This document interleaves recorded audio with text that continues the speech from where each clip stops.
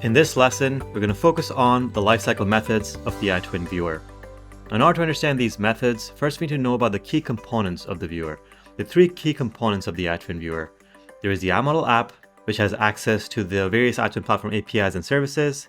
There is the iModel, which contains the engineering data of our iTwin. And there is the view of our application that renders the data of the iTwin. These are the three key components, and they each come with their own lifecycle method. For the iModel app, the lifecycle method is onIModelAppInit. It indicates that the iModel app has been initialized and we can now access the iTwin platform APIs. It's on the viewer component as we saw in the previous lesson, onIModelAppInit.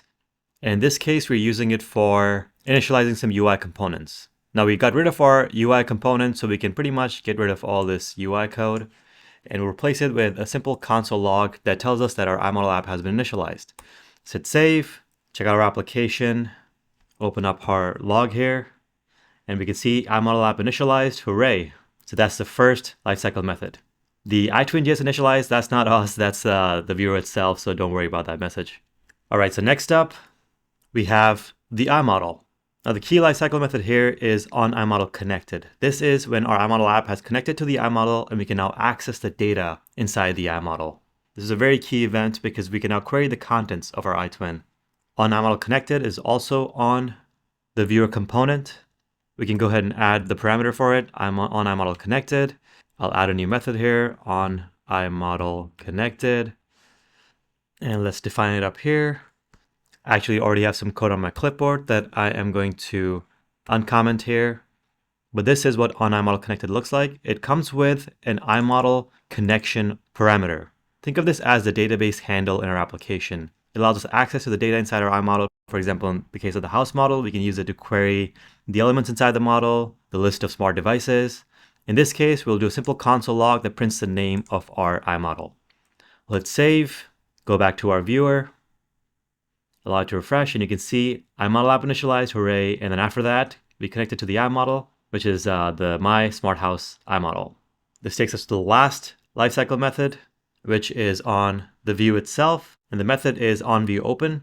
This method is called the first time the viewport renders our iModel data. It's a very important method because it tells us that our view is ready to go. Now, unlike the other two methods, this one is not on the viewer component. It's on a special class called ViewManager, which is on the iModel app class. So we can access this lifecycle method in our onIModelAppInit method. At this point, we're sure that our iModel app has been initialized, so we can call the iModel app global singleton, tap into our view manager, and call the onViewOpen. It's a listener, so we'll add the listener once. And this comes with a screen viewport argument. It's called VP, screen viewport. Now, just as the onIModelConnected method gives us access to our iModel data through this iModel connection, the onViewOpen method gives us access to our screen viewport through this viewport parameter. This can be used for many purposes, which we'll see in later chapters. For now, we'll add another simple console log. The log is viewOpenFor, and again, the name of the iModel. Now pay special attention here to the iModel connection here. So it comes from the VP, the screen viewport class. It does have a reference to the iModel connection. So it's another common way to access the iModel data is through the screen viewport. So we print the name of the iModel, hit save, go back to our application, and you can see our lifecycle methods here listed in the order they're called. First, the iModel app is initialized, hooray. Then we connect to the iModel, My Smart House, and then the view is open for our smart house, which is the view that you see here. And that's the order of the iTwin viewer lifecycle. First, the iModel app initializes, then the iModel is connected to, and finally the view is open to render the contents of the iModel. Perfect, so that covers lifecycle methods. Now that we know how our iTwin viewer functions, it's time to step into the coding section of this course. That's what the upcoming chapters are about, so I'll see you there.